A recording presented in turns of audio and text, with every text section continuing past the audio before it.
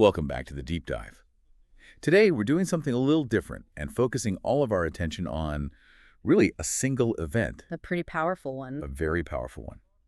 We're looking at a recent and highly successful military strike on Russian infrastructure documented in our source material. Mm-hmm. So our goal here isn't just to report on the strike itself. Mm-hmm. We want to use this incident, specifically the attack on the gas terminal at the port of Temryuk, as a kind of lens. Right, to see the bigger picture. Exactly. Mm. To understand the methods being used, the scale of the damage, and, where this all fits into the broader strategic campaign against Russia's exports. And the source material here is just, it's crucial. Yeah. Because it gives us that immediate visual confirmation. We're not just dealing with speculation. We can see it. We can see it. It provides those early reports on the aftermath. And critically, it frames this attack right from the start as hitting a, quote, key part of Russia's exports. That really sets the stakes for us. Okay, let's unpack this. Starting with that tangible proof. What did the immediate evidence actually show? The visual evidence, and this is based on the videos and photos cited in the source, it confirms a major incident, a really major one. Not just a small fire. Oh, no. We saw reports of a large fire burning right at the terminal area. And then there was that memorable phrase mentioned in the source. I think I know the one you mean. A nice, healthy glow in the sky above the port. A nice, healthy glow? Yeah. Yeah, that's usually not a good sign if you're, running that piece of critical infrastructure. Not at all. It confirms this was a substantial, very successful hit. Now, you mentioned this was a specific type of target. The source is very clear this was a gas terminal.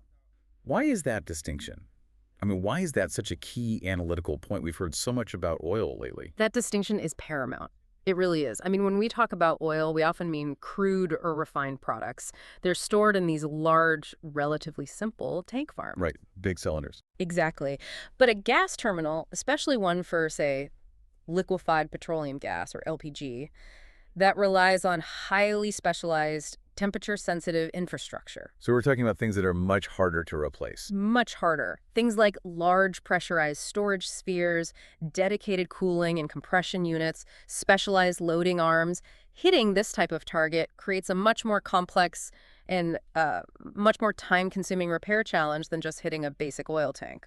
So specialized components that are difficult, maybe even impossible, to source or replace quickly. That's the idea. And that just raises the question of scale. The source cited a number, an unconfirmed number, but a huge one for the terminal's capacity. It did, and we have to, maintain that caveat. These figures are unconfirmed. But the source did point to data suggesting up to 1 million tons of gas processed a year through here. 1 million tons a year. So the question we have to ask ourselves is, what does that really mean in the grand scheme of things? Well, is it a devastating fraction of Russia's overall gas exports, or is the damage more psychological? A message, maybe? That no export hub is safe. I think it's likely both, but it's leaning heavily toward that strategic signaling combined with a serious localized impact. So maybe not crippling the entire national supply chain? No, probably not. That relies so heavily on pipelines. But this is a significant chunk of the maritime export capacity in that specific region. And the goal isn't necessarily to stop all exports overnight. Exactly. The goal is to create localized logistical chaos, to force insurance rates to just skyrocket, and to degrade the cumulative system. And the source confirms the severity of the damage. It does. It stated there were multiple fires burning and that the terminal was, quote, hit hard by more than one device. This was clearly an attempt at maximum disruption. Which brings us from the damage back to the methodology. How do you cause that kind of widespread, intense damage to specialized infrastructure hundreds of miles away? Well, the immediate evidence suggests this goes way beyond the usual, slow-moving drone attacks we often track. This is something different. Something very different. Earlier reports analyzing the source point strongly toward high-speed missiles being the delivery method here. Missiles. Okay, so this is where it gets really interesting. The source mentioned 2 specific potential missile types that could have pulled this off. And those names are vital for understanding the escalating technical capability of these strikes. What were they? The first candidate mentioned was the Neptune missile. The second, and this one is a bit more ambiguous, was the Flamingo. Okay, let's break those down. Neptune. What does the potential use of a Neptune tell us? Well, the Neptune is, first and foremost, an anti-ship cruise missile. Anti-ship. Right. So if it was used here, it signals 2 pretty major things. First, high precision. I mean, these missiles are designed to hit moving, high-value naval targets. So a big stationary terminal should be, in theory, an easier target. You would think. And second, it means the missile system has clearly been successfully adapted and used in a land attack role, which is a huge development to modern high-speed system. Much faster than a drone. Oh, much faster, which makes it inherently harder for older or, misaligned air defense systems to even think about intercepting. Okay, and what about the Flamingo? That name sounds, well, it seems much less established in the public reports we see. That's a great point. And Flamingo introduces a necessary level of ambiguity here. So what could it be? It could be an internal designation we're not familiar with, or it might just be speculative, a guess based on, say, a perceived trajectory or some debris. Well, what matters is that the source mentioned two possibilities. Exactly. Which implies the attack involved multiple, sophisticated high-speed vectors hitting the same location at almost the same time. And the success of that kind of coordinated hit? Well, it brings us right back to the systemic issues on the defensive side. It does. I mean, if this was a high-value coastal economic target, the defenses should have been layered, they should have been primed. Yet the source describes the result as another complete failure of Russian air defense. It raises a really critical question about their defensive strategy. If multiple high-speed munitions get through to a key installation like this, is it a technical failing? You mean, are the specific radar bands being jammed or just missed? Right. Or is this a resource problem? Coastal defenses often rely on layered systems. You'd have long-range S-400s combined with close-range systems like Panzer. So, if they all got through. If multiple high-speed missiles penetrated that, it suggests either a profound gap in coverage or that the air defense systems are simply exhausted. They're just not optimally positioned to protect stationary economic targets anymore. So if you're trying to quickly understand the impact of these strikes, why should you, our listener, care about the difference between a high-speed missile like a Neptune and a slower drone?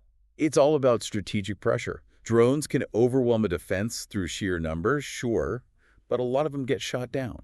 Missiles like the Neptune, if they're used successfully, they force the Air Defense Command to treat every single incoming projectile as a potentially lethal, high-speed threat. It spreads their already strained resources even thinner. And it confirms their inability to secure essential economic assets deep inside their own territory. Precisely. And if we connect this to the bigger picture, the Temryuk strike isn't a solo act, is it? It's more like the newest scene in a strategic play that's been running for months. That's a perfect way to put it. This attack places Temryuk firmly into the context of an ongoing, sustained strategic pattern. This is economic warfare being waged against oil and gas infrastructure. The very things that fund the conflict. Exactly. And the source material detailed that Temryuk is the third port to be successfully targeted just in recent weeks. Correct. Which shows a sustained focus on these critical maritime choke points. What were the others? The previous successful strikes mentioned were on the ports of Novorossiysk and Tuapse. And the source noted that those prior attacks inflicted, quote, significant damage to the infrastructure and the oil loading terminals. So what Temryuk shows us is the evolution of that target selection. Yes.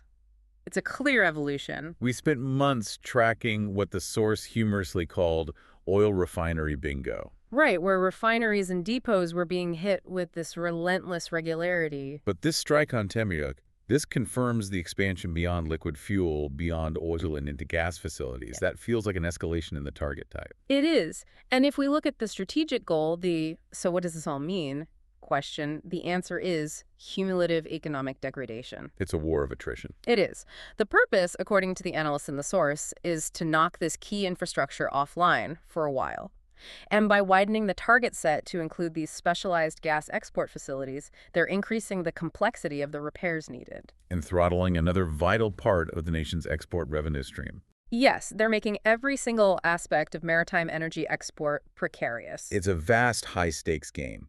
But just as we're closing out our analysis of this, geopolitical strategy and multi-million-dollar missile systems, our source material takes a very abrupt turn. A fascinating turn. It really shifts the camera down from the big strategic map right to the ground level. Detailing these immediate, specific logistical needs. And this abrupt transition to these fundraising appeals, it just provides such a raw, ground-level view of the constant operational demand that groups on the front lines are facing. It's a stunning contrast. It is, between the macro-level strategic attacks and the micro-level logistics required just to keep personnel mobile and effective. Let's actually detail these needs because they offer a real, tangible snapshot of operational requirements you rarely see in high-level defense analysis. Okay, so the first request came from the Tempest Group of the 3rd Army Corps. And what do they need? Their request was pure logistics and transportation. Specifically, they were asking for a simple, robust pickup truck. A pickup truck. A pickup truck. They were collaborating with charity groups like NEPO and Help 999. It just shows you how essential something as basic as a rugged pickup is for moving supplies or equipment or even wounded personnel across rough terrain. And the second appeal was similar, a focus on mobility. It was. That second one came from the fighters of the anti-aircraft defense battalion of the 25th Separate Airborne Sites Love Brigade. They were reaching out through the NAFA and they were seeking a high-mobility SUV vehicle. An SUV. An SUV to support their operational tasks. And for an anti-aircraft unit, speed and the ability to quickly relocate they are paramount to survival and mission success. They can't rely on slow, heavy vehicles. That contrast is truly jarring, isn't it? We spend all this time analyzing the destruction of infrastructure that processes 1 million tons of gas a year. Worrying about high-tech cruise missiles. And then we pivot directly to the essential but incredibly basic needs for military logistics.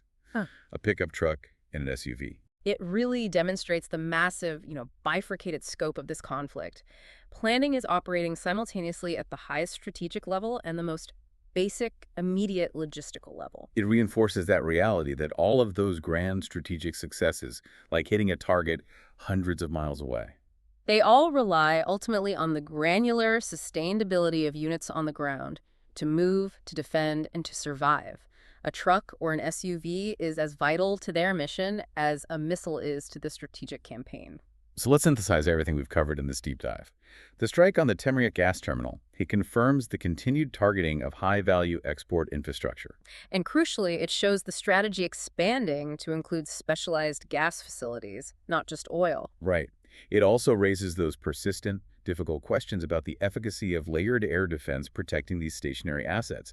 And it potentially introduces new high-speed missile types, like the Neptune, into the operational discussion. The overall significance really is that this is not random. This is a sustained, methodical campaign. It's designed to disrupt Russia's economic engine and degrade its ability to finance the conflict through energy exports. And that shift to specialized gas infrastructure shows a willingness to take on more complex targets. For a greater cumulative economic impact, exactly. So considering the successful oil refinery bingo campaign we've tracked, and now seeing this strategic shift to gas infrastructure that was processing 1 million tons a year at Temryuk, here's a final thought for you to mull over. How might the continued targeting of natural gas exports shift the global calculus of energy security, especially as we head into the winter months?